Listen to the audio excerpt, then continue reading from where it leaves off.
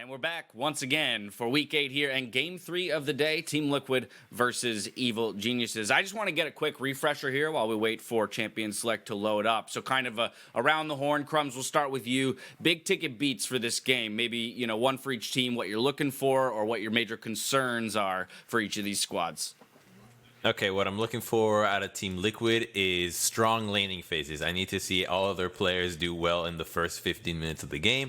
And for EG, I need to see synergy around Jiizuke in the mid lane. Those are the two things I'm looking out for the match. Mark, we're coming to you next. Okay, I would say I want to see specifically better mid-jungle synergy between TSTL. Just that last game that we saw from them, 2 weeks ago before the week off. Just how on, the Olaf pick did nothing in the early game except for shuttle crabs, basically, and then CoreJJ died a bunch of times. That was an example of, I need to see better teamwork out of those two guys. For EG, I really want to see Jiizuke get a counter pick on red side here and have something that can punish Jensen, and then Svenskeren play around that. Well, sweet. We are into Champion Select, and we will be taking you through this. Jad, I'd ask you what you want to see, but you already told me earlier you wanted to send a ban, and we got it. Yeah, down for that. The Yuumi ban is interesting in the case that it's more of a scaling pick at the moment, but if TL thinks their games are going late, I'm not going to fault them. I think also the interesting thing is the Ornn. It was kind of abandoned in Game 1, picked early in Game 2, and now banned in Game 3. It feels like people are still trying to figure out where to land on that with the patch nerf that came in. I think against TL it makes more sense since they've relied on it so much in their wins that if they maybe want to sneak one of those we'll just farm and scale kind of win, it's not allowed in this time. The Aphelios will be the 6th ban to come through in that first phase, and Varus of highest priority here for Team Liquid. So likely in Doublelift's hands, they're indexing into their superstar. I think this could be a back to basics draft for TL. They banned a lot of the meta ADs. Varus, Tom Kench can be locked. There'll be a decent denial. I just don't know what EG would pair with it if they end up locking Tom. Ezreal? Yeah, you could do Yeah, DPS. they're still losing lane with that, though. EKMF, 1P just a little safer, a little stronger in lane. I mean, at this point, Varus will win most matchups if you get support counter pick. So there's not much you can do here for EG. If you want to deny the TK, you just accept that bot lane's going to lose. But that is kind of in line with their general game plan, I think. Zeyzal's never been one for the laning phase. He's about getting out of it. Yeah. So I think this can work pretty well for EG. All right, quick couple lock-ins there. Braum and Mordekaiser for Team Liquid. I think I like the Mordekaiser. Ash, so not the Ezreal or the MF. How does that lane play out?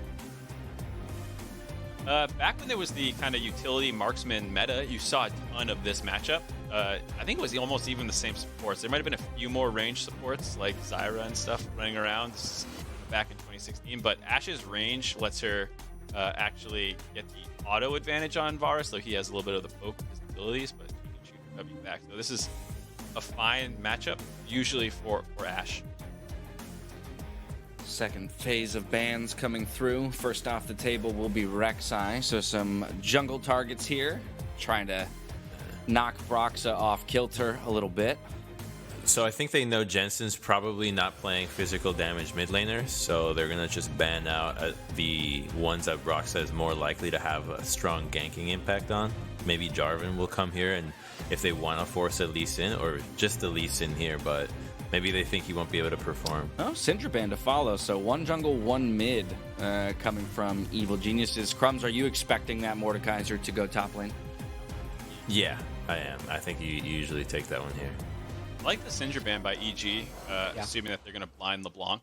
So Team Liquid should probably ban it. Yeah, I think the LeBlanc ban should go here. Right. Otherwise it would be Pantheon. Yeah, like a jungle Pantheon. I think that's been picking up a lot in scrims. I've been seeing it a lot more. But with that banned, what do you think? I mean, I'm with Mark. I think LeBlanc is the pick, but Lee could be a good denial. Yeah, I was just going to say, maybe you do go with Lee, because it's also Brox's best champ, and it's basically the best jungler. So And then what are you relegating him to what then? Because they do pick up Lee Sin. It's Jarvan, Olaf, Sejuani. Sejuani, Yeah. maybe. And you want to give Jiizuke the counter pick. It's what Mark wanted to see. It's true. It's true. They I just must have don't been like listening. what actually counters LeBlanc with Syndra off the table though. Lissandra, Yeah. It's just it hasn't been played by either of these guys all split, so And it doesn't seem like a Jiizuke. Trundle. Oh, Trundle. So you're expecting LeBlanc here, last pick for Team Liquid, with the Syndra off the table? I But think. yeah.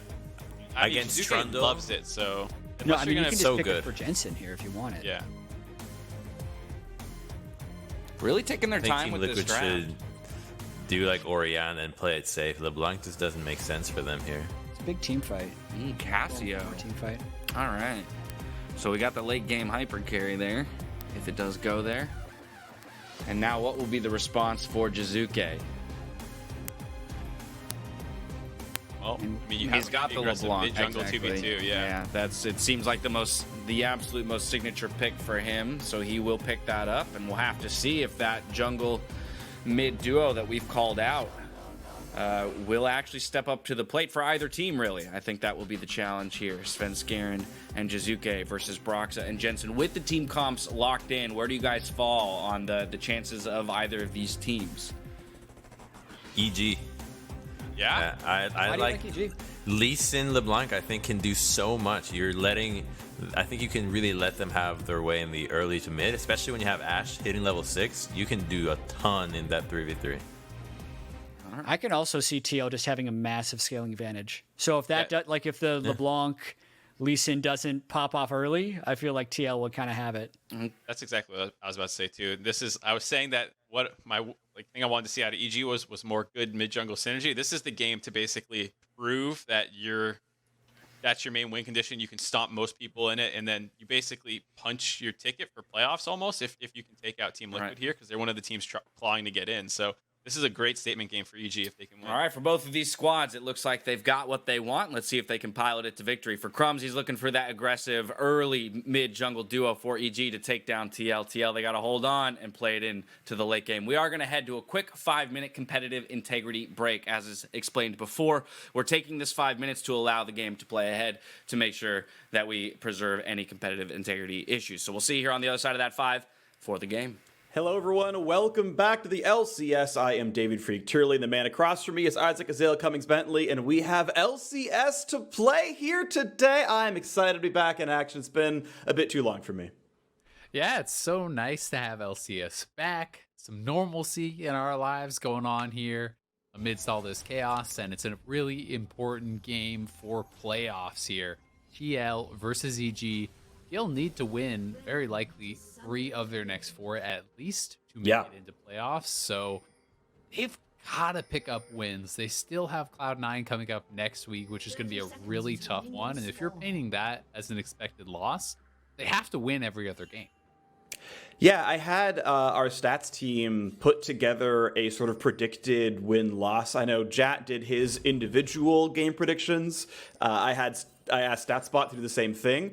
And based on just sort of ELO predictions, TL ends the season at 7-11 in 7th place outside of playoff contention. And on the other side, EG would go 10-8, going 3-1 overall. I mean, we are in a world right now where Team Liquid, results-wise, have shown us they are not a top 6 team in the LCS. They are 4-4 with Broxah in the lineup. If you even don't include his first week with jet lag, they're still only 3-3 with him, and that means they really do need to step up and have a better result by the end of the season with 4 games to go. They really do. It's kind of this weird thing with TL because they're the 4-time champion, back to back, and you're kind of stuck in this world where it's like, are you looking at what we expected from them at the start and what we have seen from them in the past and saying, okay, they could still do it based off that? Or are you looking purely at what they have shown us for this split? Because what they have shown us for this split has not been impressive. But if they can get back to the form that they have had over the last 2 years and really start to work with Broxah, then of course a 3-1 is possible. A 4-0 is even possible, as we've seen tons of those weeks over the past 2 years from Team Liquid. Well, we'll see if they've got what it takes for them. Meanwhile, Evil Geniuses have been, I think, honestly, a complete delight in how the edge of their season has gone. They've actually got that same 3-3 and 4-4 run that TL have had in their last several weeks, but it's EG sitting at 7 wins. Their expected schedule is fairly easy. StatBot puts them as a 10-8 team. TL, of course, being one of those expected wins based on ELO here. And one of the, I think, great performers here is Jiizuke, who is second place in First Bloods league-wide behind only Dardoch, and went 8-1-14 last week, but now we've got a gank coming to the top side. Svenskeren wants to turn that record down a little bit as he ganks up to the top side. Impact going to be slowed, and I believe is going to burn Flash, but the W is going to land. That's an easy Sonic Wave as well. First Blood, Evil Geniuses off to a great start. And they make it look really easy, getting the Flash at Impact, taking him down. Very good start on that top side. Aatrox looking to get ahead, and in the mid lane here, Jensen does have the minion advantage, so Jiizuke cannot trade too long into this wave, but Jiizuke is trying to hold a bit of a freeze here and force Jensen to stick around on low mana and health, and he's going to be in a bit of a dangerous spot with Svenskeren in the area, so Broxah will come over to try to help him safely reset this wave. This is the barrier tax. In a lot of cases, you can still do this even if you do have teleport, but if you do, if you are stuck in a spot where your lane is like this and your jungler can't come over, oftentimes you can take the reset, then burn TP and get back in a lane. That's not a big problem. With barrier, you are completely beholden to actually have good lane management, and just the fact that Trundle showed to make sure there was no gank means he was able to push that wave out, but otherwise, knowing Svenskeren was top lane, that's a very easy 2-on-1 in most cases without having a good way out. Do want to point out a milestone. Thank you, producer Arthur. Doublelift is a single kill away from 1,500 regular season LCS kills. I expect he'll get one at some point in this game, somewhere down the line. It's gonna happen, so watch out for that one. You would hope he would get one in this game. TL At fans least one kill for a marksman player. Generally, you're having a pretty bad game if you don't even pick up a single kill as a marksman, who tend to get at least a couple. Meanwhile, speaking of people who are getting kills, I also want to give a lot of accolades to Jensen here, who I think has actually been having one of his very best seasons. He's got by far the best laning stats. He has roughly as few, so he has like basically the least deaths of any mid laner in the league, roughly tied with Pobelter, who hasn't even played all the games. I'm not saying deaths per game, I'm saying deaths total. He's tied with the guy who hasn't played all the games for first place as far as like least deaths here. Jensen has been having an amazing year in the mid lane for TL, one of his best, and I remember hearing from him back around week 2, he was saying that it felt like he was doing everything that he could. He was putting in his best effort. He was having a good season. And it was frustrating that it wasn't enough for him. I know TL fans are a little bit sad about this. I would love to see him turn it around. I'm not just saying this so that TL fans can be sad and, to like, celebrate the downfall of TL. I would love to see them back on top form. Jensen is on top form, and the rest of the team just needs to keep up to his level.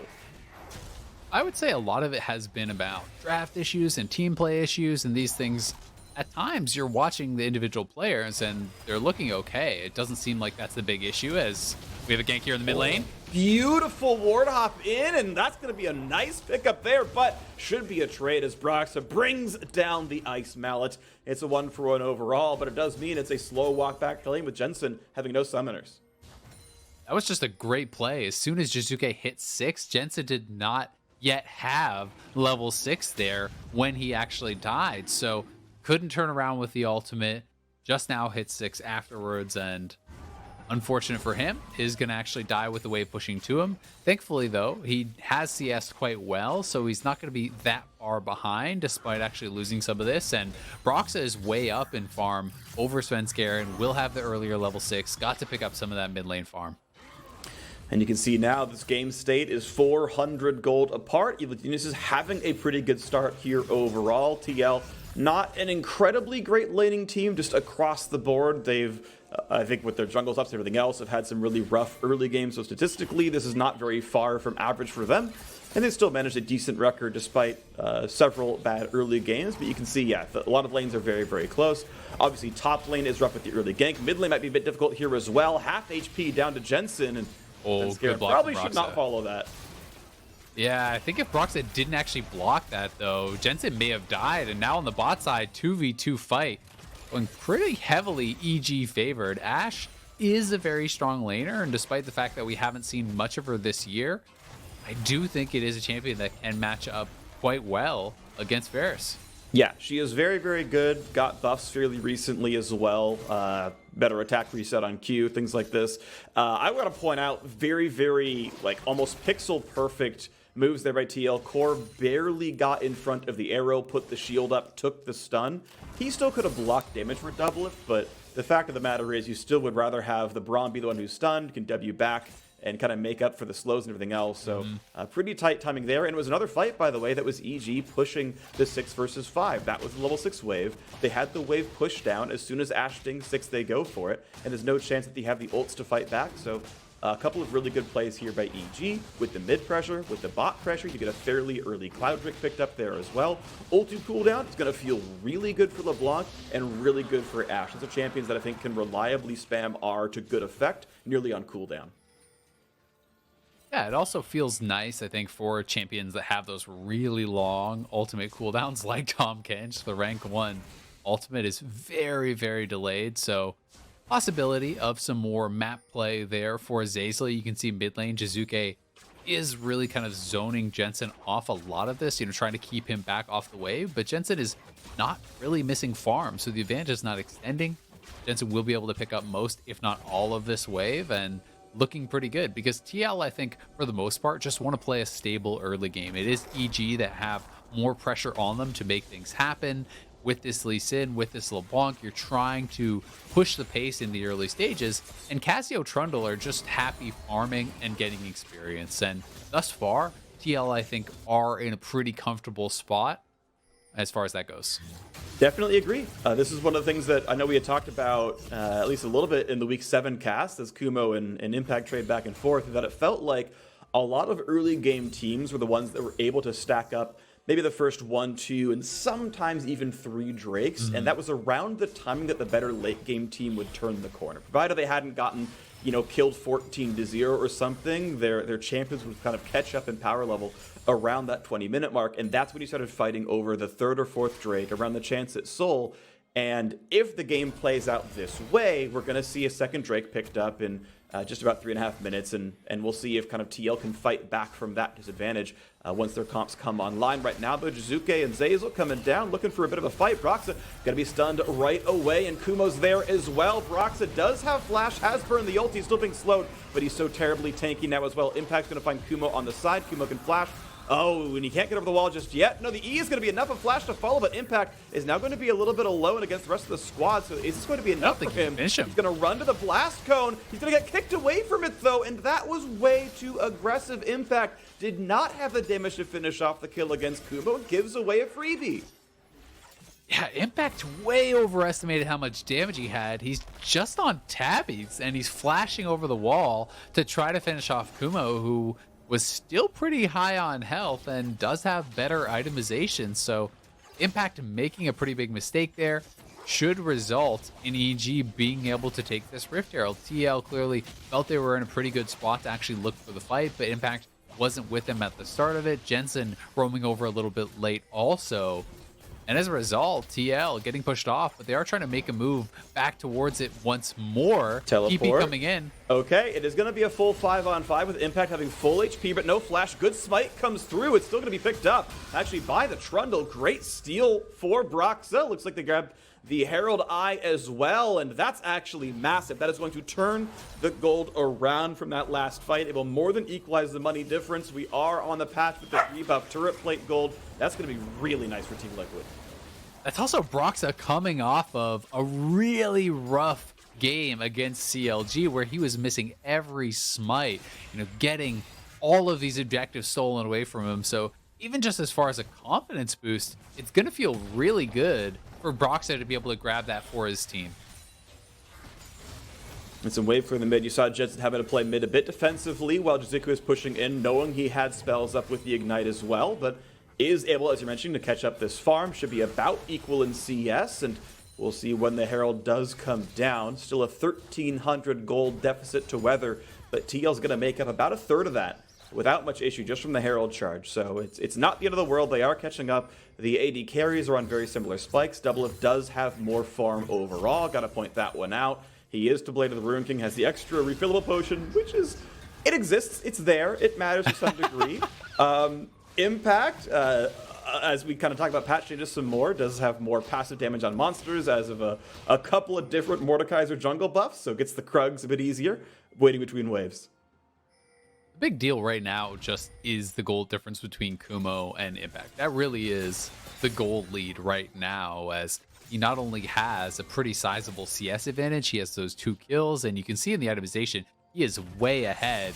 As EG are looking to actually threaten this dive, but it's pretty difficult to dive Mordekaiser. He can kind of just pick and choose his 1v1 and make it pretty challenging to take him down when he's by that turret. Okay, so Doublelift and Broxah share the first 2 plates. The third one's going to go just to Doublelift here, so he's going to get rich and accelerated. Now a 3v1 death bottom side. A lot of crowd control finally into the death realm, but is it going to be enough? Svenskeren can't leave turret aggro. They couldn't one-shot Impact, and he had no way of leaving turret range. So Impact, jungle die, survives the 1v3. That was a really risky dive to go for. I do respect the attempt in saying, hey, we can actually just fully lock him down. It was the Ashe ultimate into the Lee Sin kick. But if you don't instantly kill him there, he's going to ult you, steal some of those stats back. He has the W shield that will be building up, and the turret is working in his favor that whole time. So partially due to the proximity of the Ashe, that was a very short stun. This was not a long-range Ashe arrow, and Impact able to easily take that 1v3, get himself back into the game. A huge pickup there, and of course TL picking up the second Drake is going to delay, and honestly it feels like Team Liquid roughly have turned the corner already.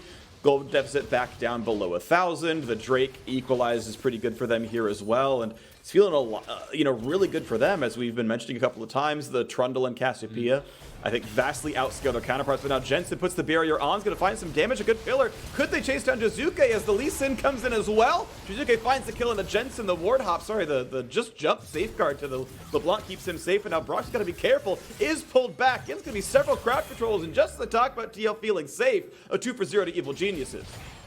EG collapsed on that so quickly. Double teleport coming through. Kumo and Bang joining up with their team to pick up another kill. And TL not able to knock down anyone there.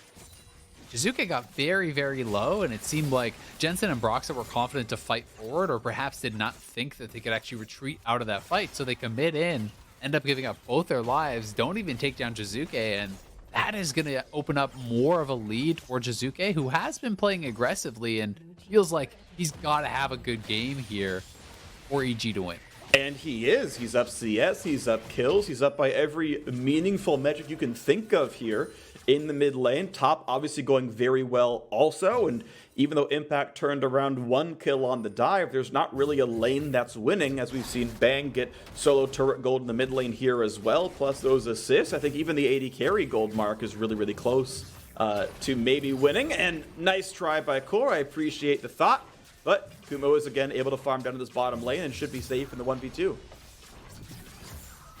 Kumo has that 30% CDR mark. Going to be feeling really good about that. Once you have enough levels in your Qs, starting to put those extra points into your E, you can really start making things happen much more freely on the Aatrox. Those earlier levels are where he does tend to struggle in some of these kind of matchups, but at this point, he should be able to wave clear out no problem. And Impact managed to get dove. Gosh, and that was actually almost ulti range, I thought, as well. It looked like Impact was maybe going to try to put that R down and lock Jiizuke in under the turret, but still force him away. Chunks the health bar down. There's going to be another turret picked up. One more auto till he kills it. Minions might do the rest. Let's go for one more. Gets away before Miasma can come down, and that is now 2 outer turrets cracked already. Top outer was killed by Impact a long while ago. That was actually first turret. Back at 14:45 into the game, but EG have broken top and middle themselves, and bots under pressure with a jungler backfilling for TL. Jiizuke has a pretty big experience advantage also. He was 2 levels up on Impact. Jensen just hit 11, so still at least 1 full level above Jensen in that mid lane, and he is able to kind of flex that power. Has the Oblivion Orb on top of the Sork Boots and the Ludens. This is a super strong part of the game for him. You look over at TL, there is really no MR whatsoever besides this one Aegis on CoreJJ, but it's tabbies across the board. It's going to be very threatening. If he can get a full combo on any of these squishy members, they can just die. And once again, revealing where the rotations are. I love these cross-map hawk shots. Try to hit as many jungle camps as you can. Come across a lane, see, okay, we know Trundle's not in the top jungle. We know his bottom jungle is completely cleared as well. Okay, that's probably a reset. He's coming out from base. Nice snipe right there. Doublelift secures himself 80-something gold and pops off a shield at the end. Svenskeren, though, able to solo the top's Herald. That always feels so frustrating when you're spending all that time working on the scuttle and someone just walks up and steals it. It's one of the most tilting things, I think, in League. I totally agree, especially when you are the jungler. Like, if you actually had to run a crowd control or something, you had to, like, you know, stack up Sejuani E or something dumb, and it's like, nah, just kidding. Cross-map steal, no big deal. So, okay, a little bit of money, right? It's a 150-ish transferred from one side to the other, or, like, in total difference, rather, is 86 gold goes from one side to the other. It's Team Liquid now playing defensive wave clear. They have no lanes with pressure. Drake is up in 30 seconds. I know EG maybe kicked themselves a little bit off of the Ocean Drake they had lost off the botched bottom side dive, but they're resetting. The team's going to that side of the map. Jiizuke not going to stay top side either. He's going to head his way towards that Drake as well. Oh, it resets. Jensen couldn't get the money. I don't know if he was afraid of getting attacked or not, but now Doublelift on the way over. They're baiting a Jiizuke for this one. He wants the jungle camp as it resets again. TL's going to send 4 topside, and it looks like EG might be trying to match. Unless Jiizuke commits, they shouldn't be able to get him. I do think TL were just saying, all right, we can't fight for Dragon. Let's see if we can get something on the other side of the map. So try to get a pick on Jiizuke, shut him down. But Jensen now stuck in this 1v1. He's in trouble. Jiizuke couldn't W backwards, but he never gave him an ulti line, never gave him line of sight for that one. There is the Drake picked up. EG on 2 Drakes. Again, wish they had the third off that bot lane dive, but still going to feel pretty comfortable here. 2,500 gold lead up an Infernal Drake, which is raw stats, of course. If they can keep Drake control, they can pad that as well, and it does one of the most direct things at answering scaling differences, in that LeBlanc can maybe find the one-shot when she shouldn't or wouldn't have otherwise. Sarah's finally done here for Jensen. That's a nice fight coming through. We're getting close to some of those first big TL power spikes. But for now, EG has the run of the map. Yeah, and EG are just kind of spreading the map. Jiizuke really has done a good job aggressively trading, constantly looking for poke, constantly looking for plays to draw pressure and allow his team to get things done elsewhere on the map. He's maintaining this experience advantage. He's constantly darting forward and looking to attack Jensen. Forcing out that Seraph shield in their last fight is a pretty big deal. And now EG will reap the rewards of that second Rift Herald. It's going to be another tower going down on the bot side. Over a 3,000 gold lead now here for EG. This is a very, very good lead. Props to EG for a pretty solid early game. All 3 outer turrets are gone, and you got to give them props for this one. They come into this week tied for 4th. They've, fought tooth and nail. Again, prediction has them ending at 4th place based on, stats predictions. It's been a hard season to predict, don't get me wrong. The teams have been back and forth constantly, so no guarantees that really happens, but EG are poised to make their triumphant LCS return as a top 4 spot in playoffs. And I really got to point out, if we got some downtime, 4th place is such an important seed to get in the spring split playoff format. There's an upper and a lower bracket, and if you get 5th or 6th, you start lower bracket. You get an extra life if you're top 4. Good smite comes in, stun's not going to matter. Then now there's going to be more damage for Jiizuke, knowing he can't get chased down easily, jumps backwards, and EG feeling comfortable. Jensen chucked down pretty low. They lost the Gromp there. Jensen has just been fighting this Gromp, it feels like, for the last 5 minutes, trying to take it over and over and over. He got it.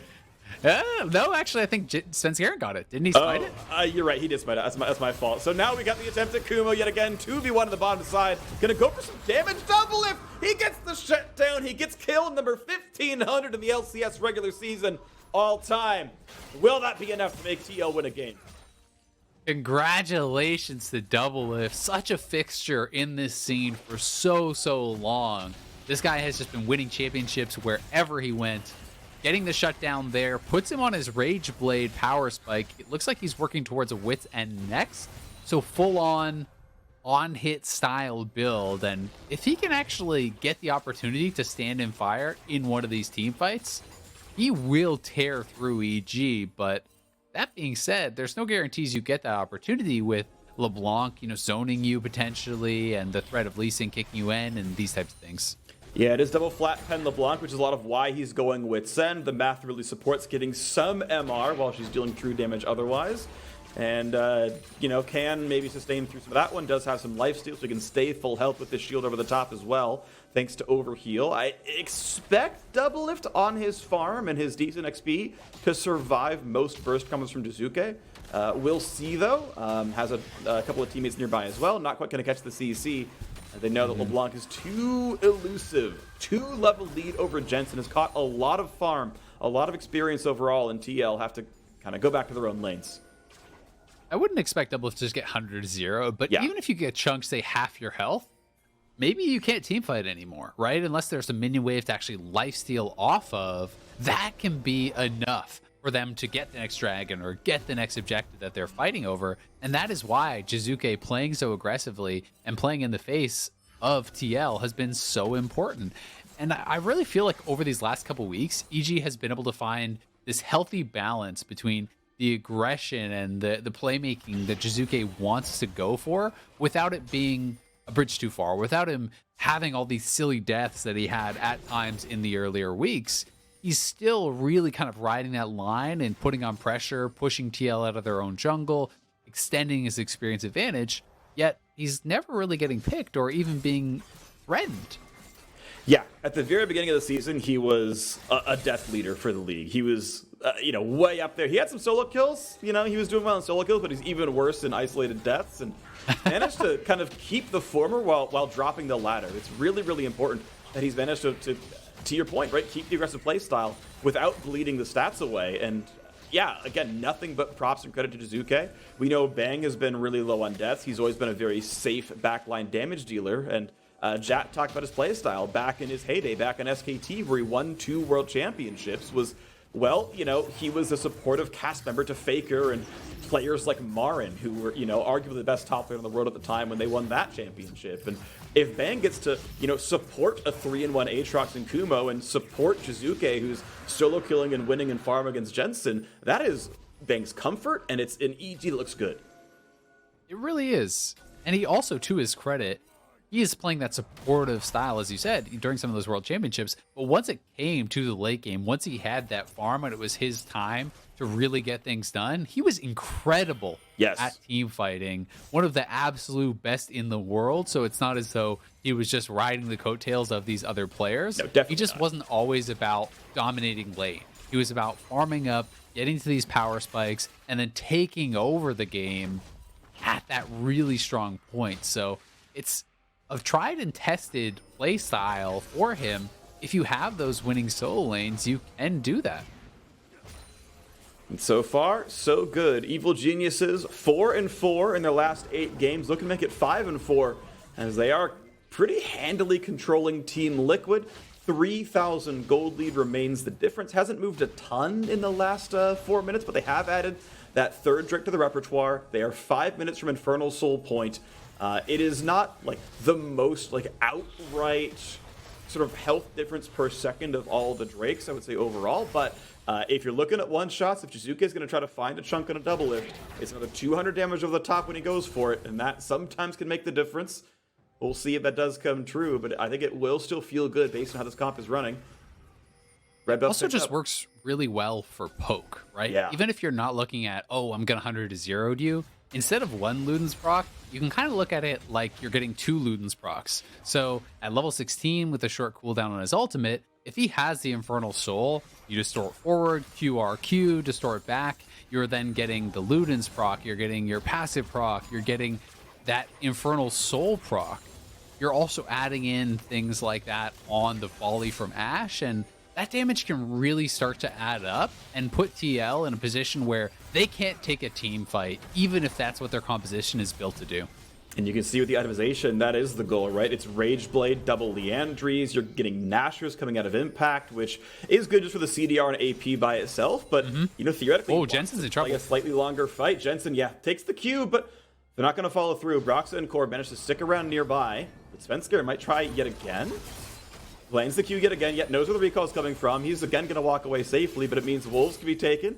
Jensen cannot get any of his jungle camps, has to walk back to mid lane, and guess what? Bot lane tier 2 is already under fire. EG have made this 4 straight turret kills and 2 straight Drakes on top of that one as well, not to mention the Rift Herald. There has not been any signs of life from TL. It's been sitting back and farming, which again partially is the comp, but they're running out of space pretty soon. It's the comp, but at the same time, if the opponent's gold lead is extending constantly throughout the game, that is very concerning. If you're able to make EG stagnate and sit at this, say 4,000 plus gold lead for the next 10 minutes, then great, you're in a pretty good spot. But so far, EG has just been extending it, and we'll have to see, can TL make their stand at this next dragon? Because it feels like that is where a lot of the game is going to be decided. No one is even answering Jiizuke right now. TL, I think, are just going to have to YOLO it on the Baron because, yeah, they're not even responding. No teleport on the block. Teleport going to be burned here on the Aatrox to try to get over. They at least get the one global cooldown out. Yes, they have to back out. Keep in mind, Impact is taking the wave in bottom lane. He could TP the drone, but he's not going to. Baron resets, but now there's pretty soon going to be a 5v4. Jensen gets away from the chains. LeBlanc stays in mid to shove down the wave. That means mid tier 2 could be under fire. TL cannot rotate through the jungle. They have to rotate the slow way around, and that means free attacks to the turret is going to be down to 25% by the time TL can answer. Yes, they can wave clear. Yes, the turret will live, but it's now been chunked so low that the next time EG looks at it, that turret falls and the gold lead grows. 1 minute now from this Drake coming up. Bang will not have TP. Kumo will not have TP, but Doublelift and Impact will. Maybe that can be used by Team Liquid.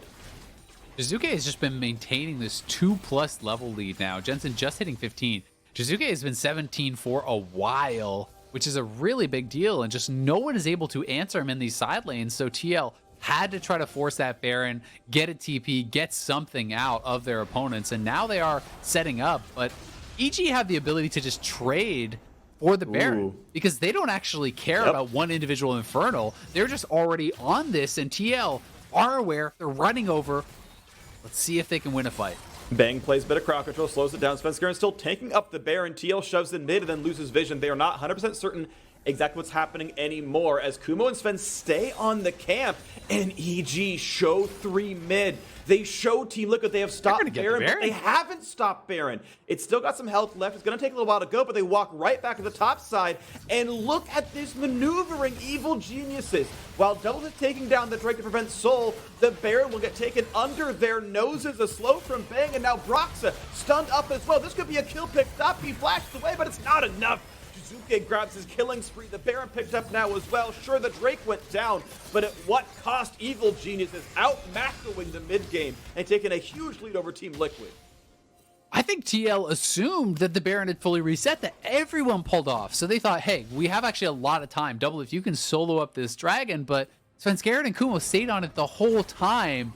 They grab a kill, they grab the Baron, and now with no one able to answer Jiizuke in a side lane, EG really have what they need to look to close out this game. This gold lead up to 7,000 gold at this point. Turrets are going to be falling left and right. Looking absolutely beautiful here. EG have done such a wonderful job now in this mid game. Now they gotta wait on Infernal Soul, but honestly with the Baron buff, that's gonna feel real comfortable. All the tier 2 turrets are gone. 6-0 turret run.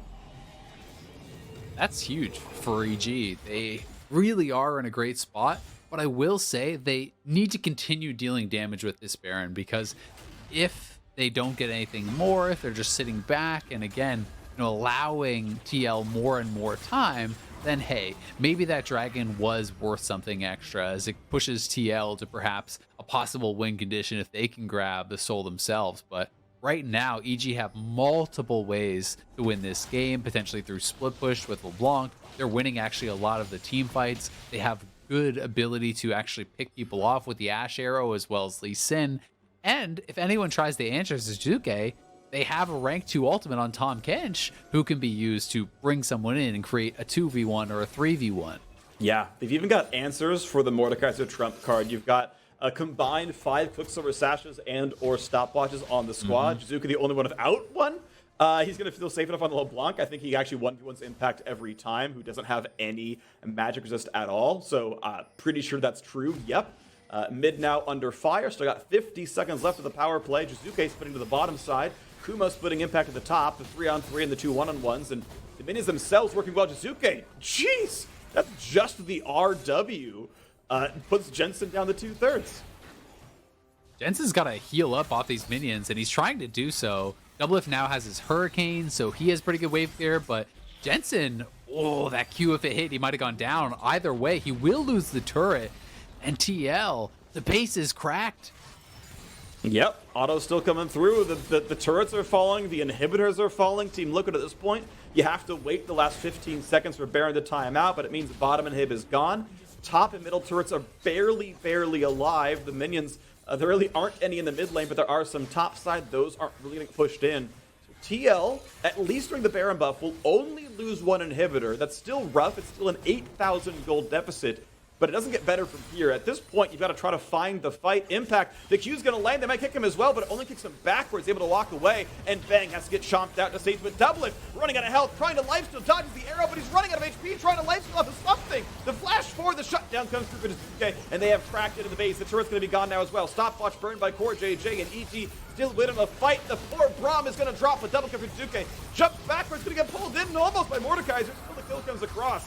The 2-for-1 so far. A quick jump back for Svenskeren, but now Team Liquid down to only 3 members. Can't really defend their base. Minions floating on the bottom side. 4 members on the top side. Triple inhib is going to fall. They don't need to wait for the Infernal Drake. They don't need to wait for anything. It's 25 seconds of 4v3. Evil Geniuses looking to have an 8th win on the season. Looking to make it into playoffs. The revival and return to the LCS. They're going to walk backwards. The pull-in's going to be really nice. Kumo has to run for dear life. Might have to get shot. There it is. Jensen has ult flash. All right, will he make the play? Has to get away from the pullback. Does so, doesn't. Go for the ult flash. I wonder if TL should have tried for some kind of extra kill. Kumo was not in a spot where he could have really fought. Bang had no mana. Maybe they should have tried something. You're right. I was thinking maybe they'll look for that miracle play. As soon as Zeyzal actually used the Devour on Tahm Kench, I was thinking, hey, maybe you go for it because your chances of winning this game are so bad at this point. You've been triple inhibbed. It's that sole point. How do you even get out of your base to actually try to make something happen? TL will have to be extremely decisive, immediately force a fight, and dominate it. Otherwise, their base will die, they'll lose soul, or maybe even both. Well, Doublelift now going to be stunned up. Bang is in a 1v2. TP comes in. Maybe this is a fight that can look pretty good. 3v2, theoretically, but Kumo just jumps back over the wall. Won't find much to do on the TL side. A couple of teleports traded back and forth. Honestly, to me, favors Evil Geniuses. TL locked in their base is a good thing for them. Won't quite find the kill on a Jensen. Drake has been started, and it's time to play the delay game. As Jiizuke is pushing down the mid lane, someone must answer him or the game ends. Instant recall. TL sends the entire team back, and that means Dragon Soul picked up. Evil Geniuses, 40 seconds till Baron spawns. They're going to catch CoreJJ. He's going to be at least slowed down. I don't think there's a way he gets away from this one. He's looking very dead. We'll see if he can get out, but being chased down looks unlikely. Summoner heal, couple of knockups. There we go. EG pick up the kill. And if the soul wasn't enough, a 5v4 has got to be as the minions also flooded to the base. Jiizuke finds the poke. Nice attempted ult by Doublelift. Can't hate the attempt, but Jiizuke had the reflex to dodge away. And now more poke comes in. Impact drops to 80%. More poke in from Bang as well. Minions going to keep flooding in towards these Nexus turrets. And how do you win a 4v5 when you're down 8,000 gold? Kumo gets pulled back into half HP. It's going to be a little bit of something for them. So waiting for the next waves to come in. Once again, TL has to find the wave for Jensen. Getting a little bit lower on mana. Has to be respectful of that pool. Running lower and lower pretty soon. He can't even team fight. Stun's going to land on a 1 member. Turret number 1 and almost number 2. There we go. They both fall. Svenskeren jumps in. Huck back out. Once again trying to fight. CoreJJ up in 3 seconds. Making a full 5-on-5. Broxah running out of health. Doublelift running away with Ignite on him. He's going to drop down to the burn. And EG will not show signs of stopping. They will start week 8 with a win. They will knock down Team Liquid going to 8-7 for now. They hold on to a top 4 spot, that all-important seed in the playoffs. Pad the KDAs. Doublelift got his single kill this game. 1,500, but it wasn't enough. Evil Geniuses thwart Team Liquid. What an incredible performance from Jiizuke, start to finish. It felt like this game was all about the EG mid laner. He has been improving week over week, and this guy has put on some of the best solo carry-esque performances, I feel like, of anyone in the